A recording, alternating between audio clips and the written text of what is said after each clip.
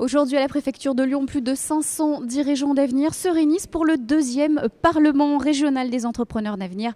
Parmi eux, Laurence Ruffin, vous êtes PDG d'Alma. Racontez-nous cette belle aventure. C'est une SCOP avec 80 salariés associés et un petit peu plus à l'extérieur, à l'international.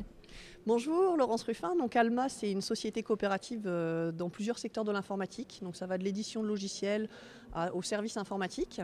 On est 80 salariés aujourd'hui, tous associés. Et notre particularité est effectivement d'être une entreprise coopérative et de cultiver la vie coopérative. Alors justement, durant la première séance plénière, vous avez vendu l'idée d'une entreprise à double facette, une entreprise performante, mais également une entreprise coopérative. Qu'est-ce que ça signifie? Qu'est-ce qu'elle a de plus que les autres?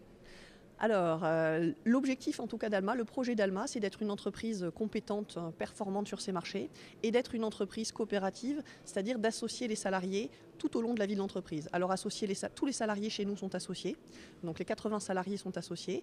On a une transparence dans la façon de fonctionner, c'est-à-dire une transparence sur la vie économique de l'entreprise, la stratégie, les principaux clients, les salaires. Dans l'entreprise, on a une co-construction des principales décisions, ça veut dire une discussion sur un certain nombre de sujets avant de prendre les décisions, ce qui est facilité par la mise en place de scopettes, c'est-à-dire de petites entités d'une dizaine, vingtaine de personnes qui permet d'impliquer assez directement les salariés associés, les almaciens, aux prises de décision de leur entreprise.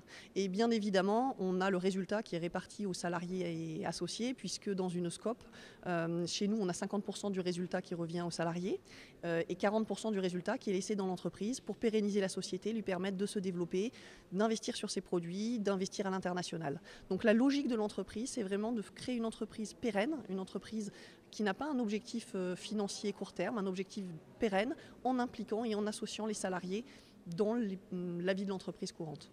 Alors en quoi est-ce que la mise en place de ces outils innovants en termes de management change l'avenir de l'entreprise? En quoi c'est bénéfique pour l'entreprise, pas simplement d'un point de vue financier?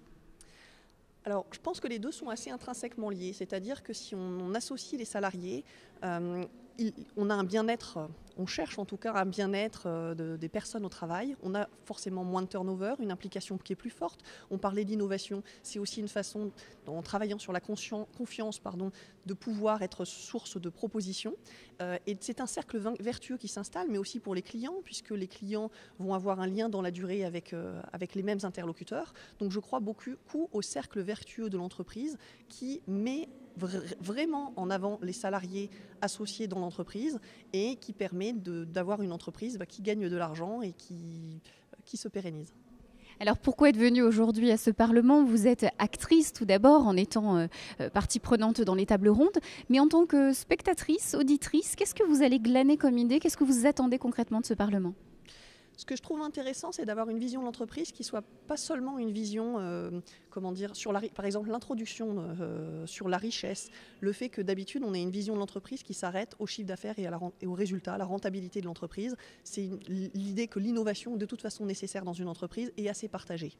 La particularité aujourd'hui, c'est qu'on ouvre l'innovation à d'autres formes d'innovation, à l'innovation sociale, sociétale, que c'est relativement important dans les discussions qui sont mises en avant, que la richesse n'est pas seulement de la richesse économique et financière, mais aussi de la richesse humaine.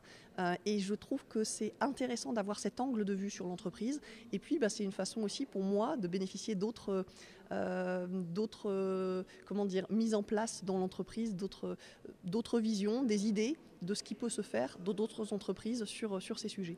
Effectivement, donc on vous souhaite une très bonne journée, profitez pleinement et puis longue vie à Alma. Merci beaucoup. Merci beaucoup. Bonne journée, au revoir.